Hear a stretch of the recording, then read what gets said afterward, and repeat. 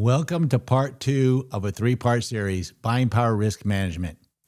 Now, before we start, remember, in part 1, we talked about transparent reporting and why return on buying power is the only fair way to compare performance. Today, we're talking about how we manage buying power safely, because this is where most traders actually get hurt, not by bad trades, but by bad risk management. That's the worst. Buying power is not just a number on your screen. Buying power is risk. You got to remember this. Every dollar of buying power you use is a promise to your broker.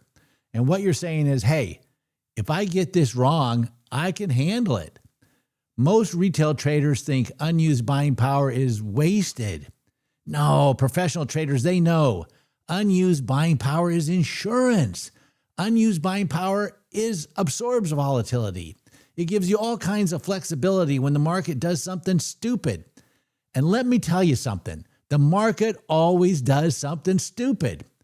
Now, here's a simple example. If you're using 95% of your buying power and volatility spikes, your broker gets nervous long before you do, and they start picking up the phone to make a margin call. Those margin requirements change, liquidity dries up, spreads widen. Now you don't get to decide what to do next. The broker decides for you. That's not trading, that's reacting. We intentionally leave buying power unused so we stay in control. Next is correlation. Okay, 10 trades are not 10 trades if they all move together.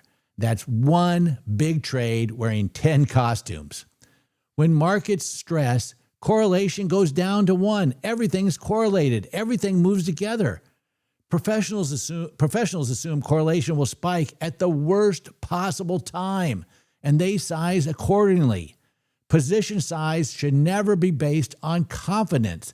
Confidence does not reduce risk. Think of it as a parade of horribles. Math is what's in control. Every trade should be sized by rule. Same buying power, same risk, same expectations. If a trade requires you to believe in it more, it's too big. Before we put on a trade, we ask one question. What happens if everything goes wrong at the same time? If imagining that scenario makes you feel uncomfortable, the trade is too large and should not exist. Buying power is what lets you adjust. It lets you roll and defend or do nothing. And a lot of times doing nothing is often the best move. If you're fully deployed, you don't have any options. This video is all about discipline. I want you to think about discipline, just staying alive long enough for the math to work. Now, if this video helped you, please like and subscribe.